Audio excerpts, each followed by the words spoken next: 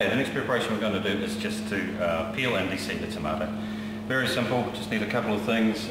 Nice simmering water on the stove. Don't over boil it or the tomato will fall apart. Just have it on the nice simmer. Take the stalk out. We also need a bowl with some ice in it as well. So our first thing to do is to make a cross on the tomato, on the base of the tomato with our turning knife.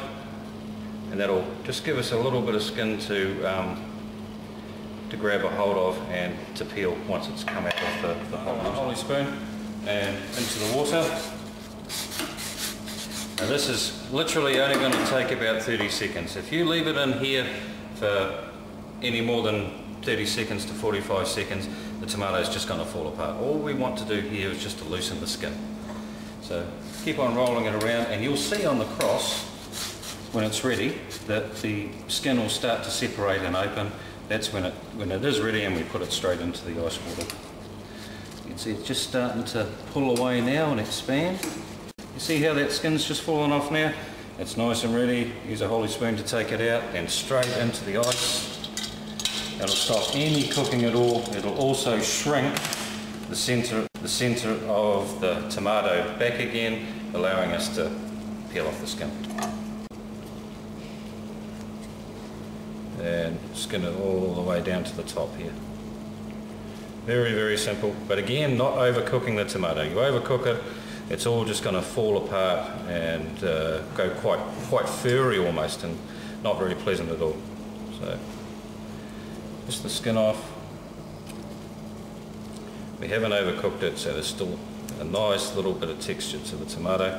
And a lot of people take the stalk end out as well. I'm going to do that when I cut it open. I'm going to de-seed it now, lay the tomato on the board. It's all been skinned, cut it into quarters, and then roll your knife underneath, taking off that stalk at the same time.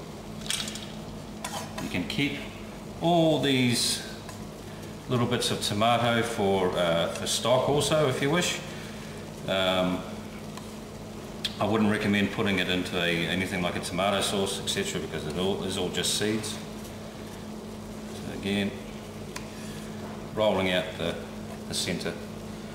How we chop that up for preparations like tomato concasse, which is a little bit of garlic and shallots along with the chopped tomato, is this. We put the fillet, the tomato fillet onto the board, cut it into nice even sections, again turning it through 90 degrees and cutting it into squares.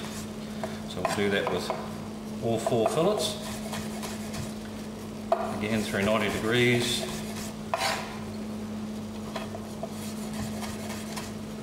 Nice for salads also. It's been classically used for garnishes for many years.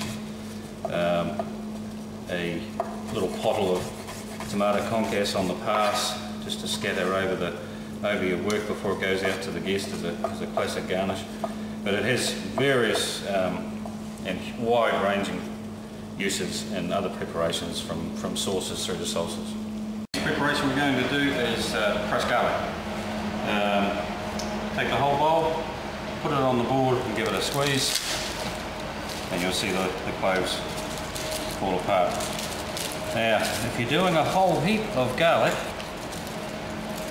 and you don't want to sit there for an hour and a half taking off all the skins, you can loosen off the skins by putting them in the deep fryer, giving them a rub with the towel, and all the skins will fall off. For this amount, not necessary. I'll just show you how to peel one clove first. Take the root end off and the top, and just roll the skin off. Now, the first thing we're going to do is just give the clove a little squash, and then we're going to roughly chop it. Clove a little crush and then chop.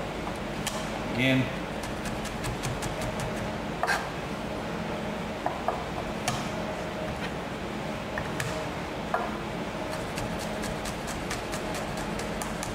And then what we do is put a little bit of ordinary coarse salt over the top of it.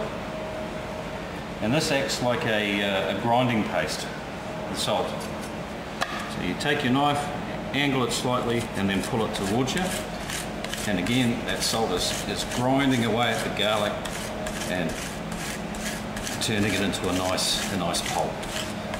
You can obviously buy crushed garlic, never as good because the oils sit there for a long time and the flavour dissipates. Nice and simple, very good flavour. And why wouldn't you do it? It only takes a couple of minutes. It's crushed garlic.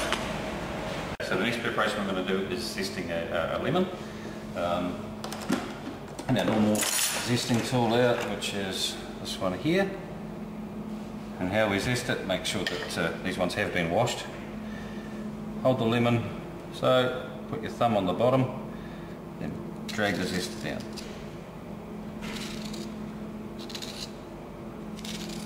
Going right around the lemon. Lemon, orange, all citrus you can get the zest off.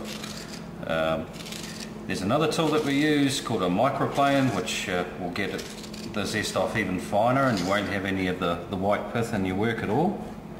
That's a zest. Microplane is here. Very good for using zest in things like lemon tarts, etc. Gets it really fine.